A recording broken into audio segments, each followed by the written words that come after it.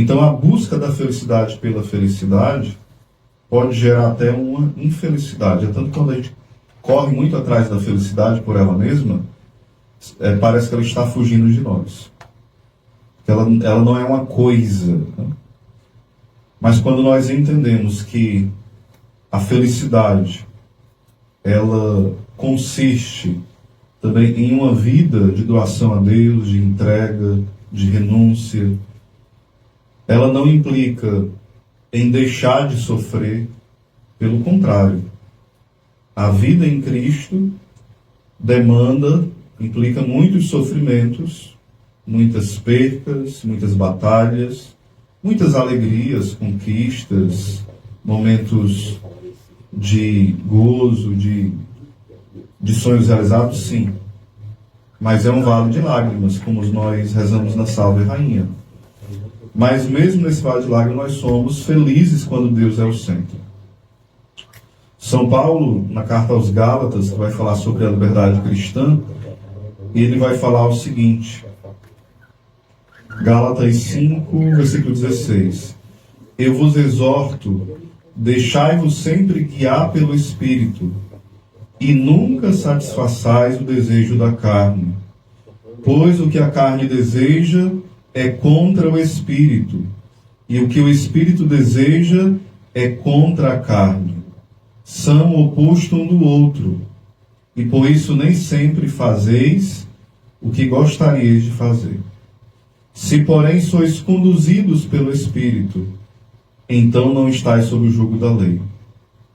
São bem conhecidas as obras da carne: imoralidade sexual, impureza, devassidão, idolatria, feitiçaria, inimizades, contendas, ciúmes, iras, intrigas, discórdias, facções, invejas, bebedeiras, orgias e outras coisas semelhantes. Eu vos previno, como aliás já o fiz. Os que praticam essas coisas não herdarão o reino de Deus. Ou seja, São Paulo vai sendo bem claro, aquilo que nos impede de ter uma vida de intimidade com Deus, de crescimento na graça e de um dia morarmos e estarmos unidos de forma definitiva com Deus.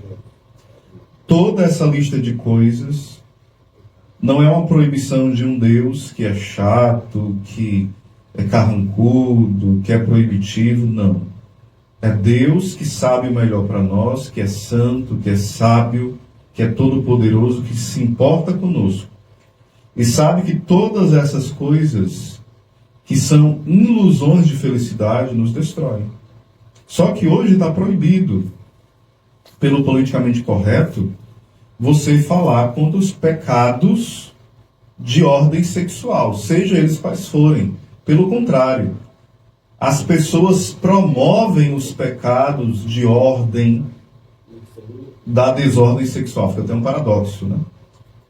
Os pecados em relação à sexualidade são promovidos, aplaudidos, glamorizados.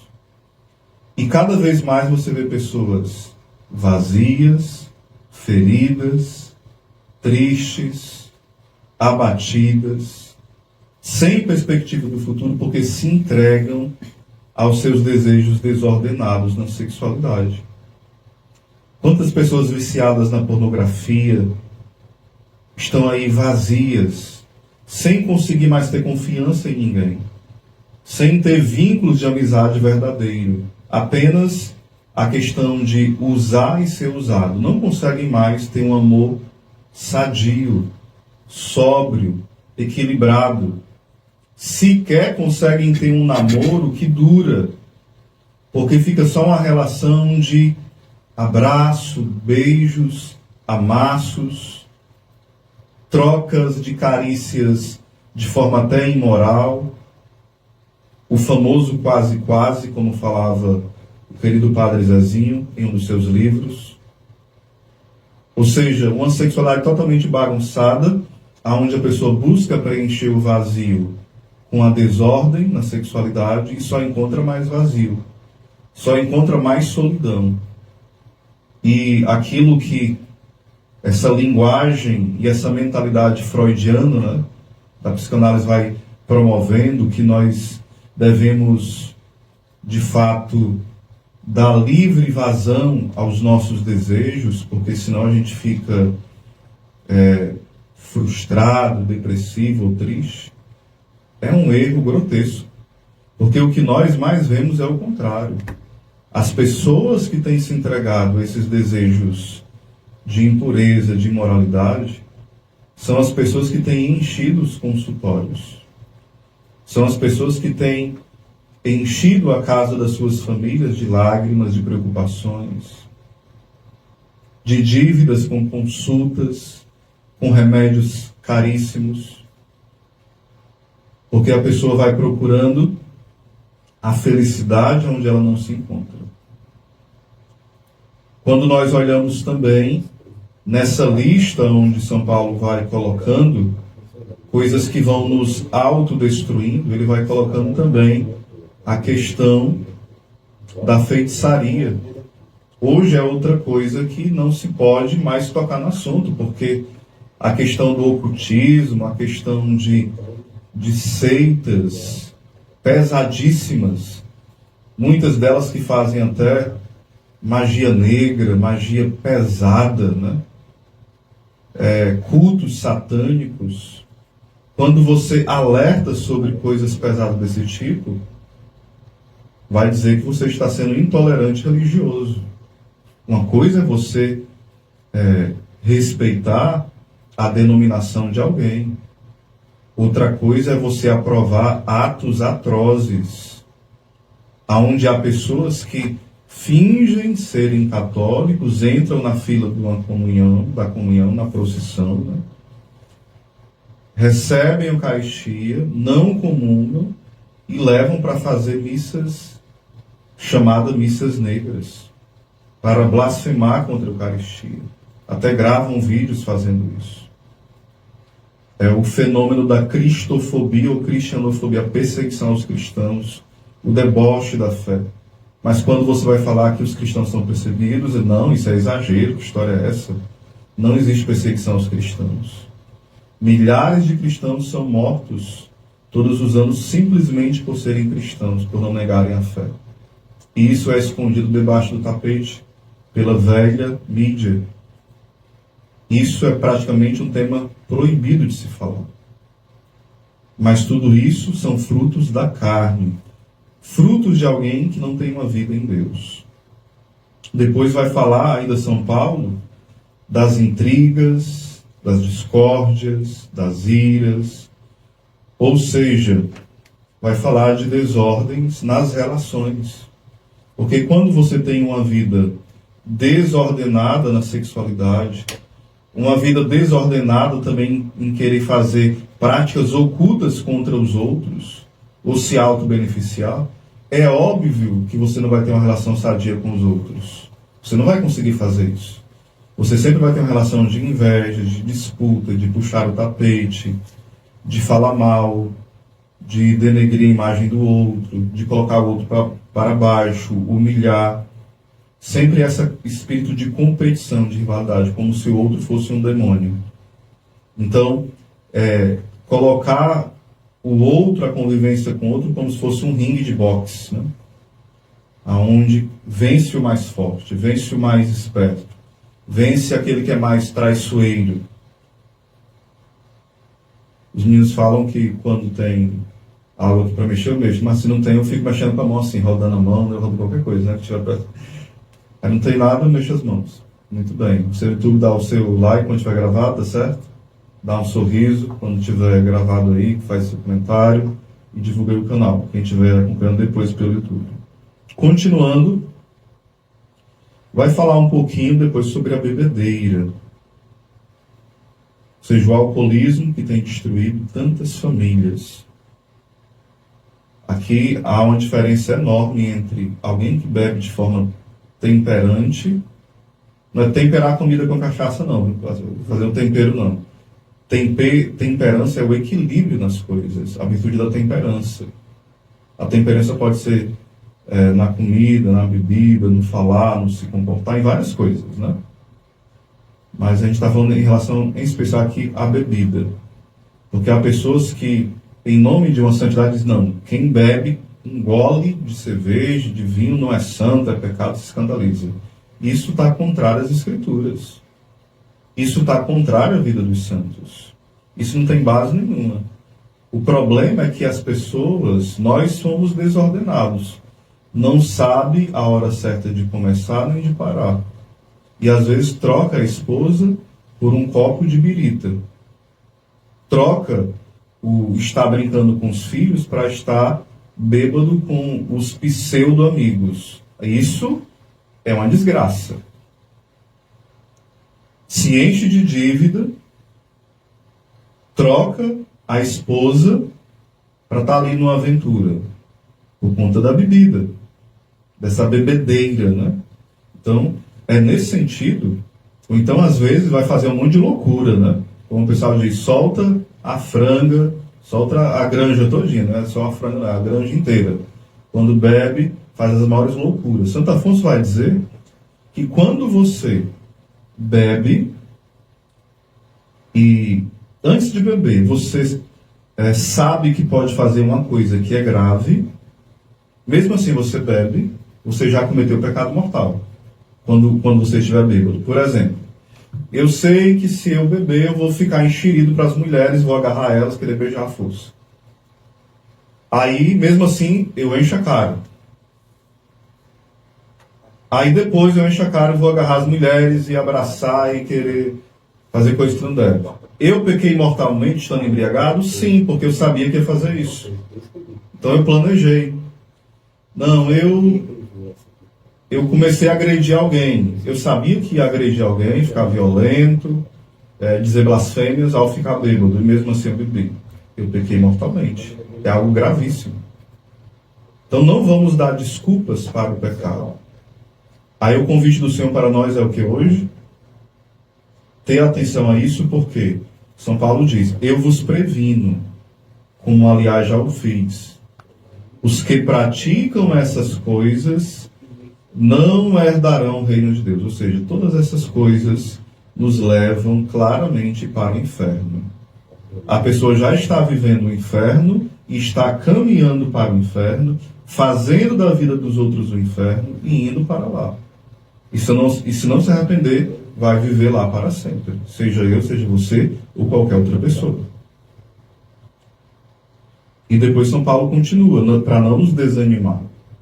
Os frutos do Espírito Santo, né, porém, são amor, alegria. Vamos por partes. Esse amor não é um amor sentimentalista. É um amor benevolente.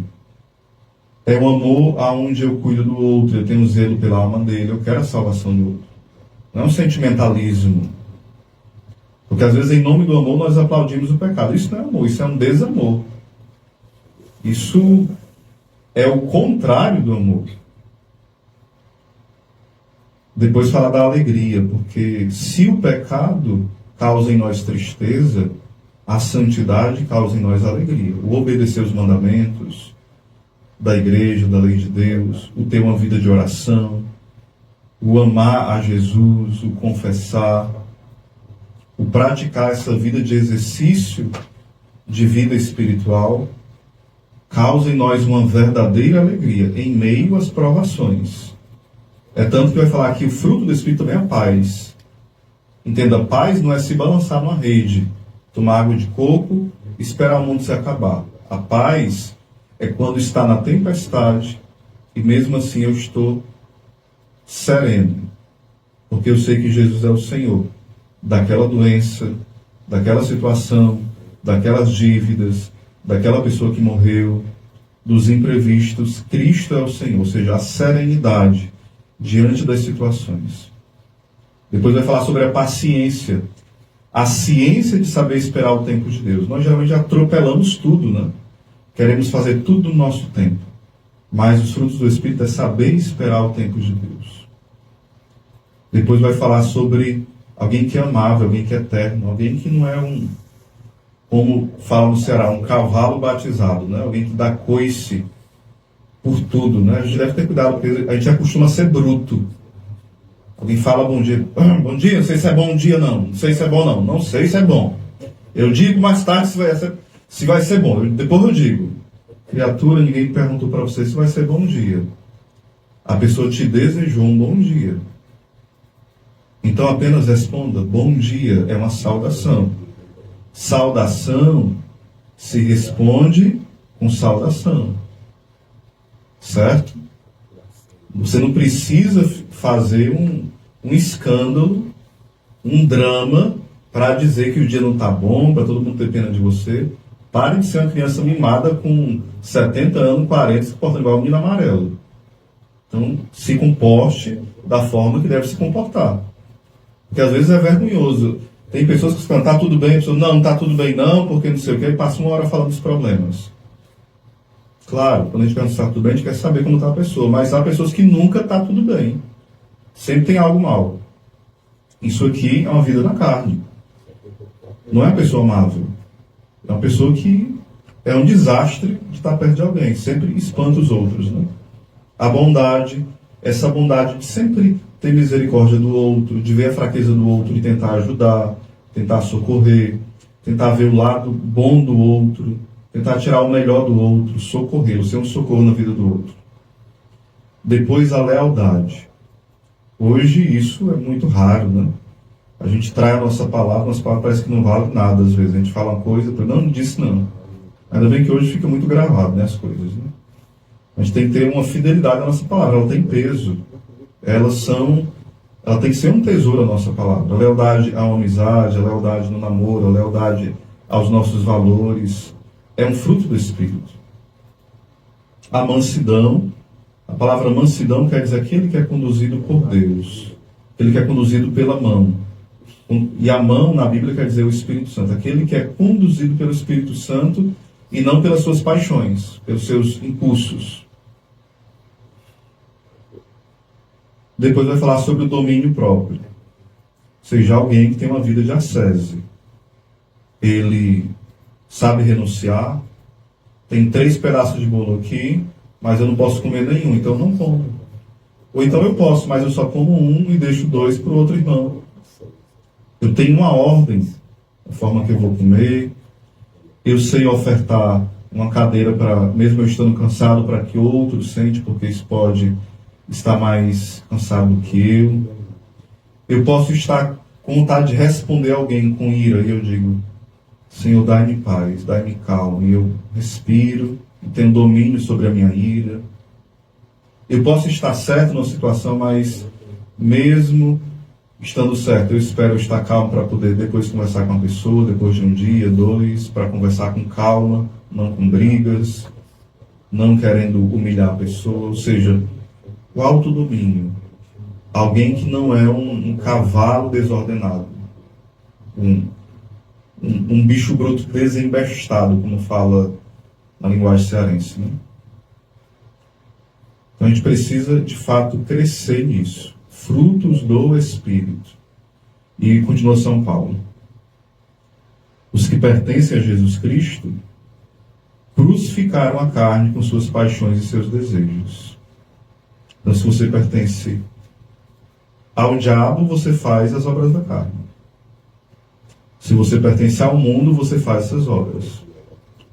Mas se você pertence a Deus, se você é filho de Deus, se você é amado, se reconhece amado por Deus e o ama, você tem uma vida conduzida pelo Espírito Santo. Os que pertencem a Jesus Cristo crucificaram a carne com suas paixões e seus desejos. Se vivemos pelo Espírito, procedamos também de acordo com o Espírito. Porque às vezes nós dizemos que somos cheios do Espírito Santo, cheios dos dons, mas a nossa vida é pior do que a de um pagão. Às vezes a gente ora em línguas, profetiza, canta 1000 músicas da renovação carismática, ou da paróquia, ou de qualquer outra pastoral, ou movimento, ou ordem religiosa, mas às vezes o diabo perde efeito para a gente, né? Então a gente precisa ter muito cuidado com isso. Que o Senhor nos converta, nos dê um coração atento às pessoas que precisam do nosso sim, e que também o nosso sim diário para Deus ele aconteça. A gente precisa dizer o nosso sim diário para o Senhor. Um sim de conversão. Ah, mas eu sou convertido. Ninguém é convertido totalmente. Existem os vários graus de conversão. A primeira conversão, a segunda, o terceiro grau, e esses graus é uma obra de Deus, mas eu preciso dizer sim, preciso colaborar. Louvado seja nosso Senhor Jesus Cristo, para sempre seja louvado.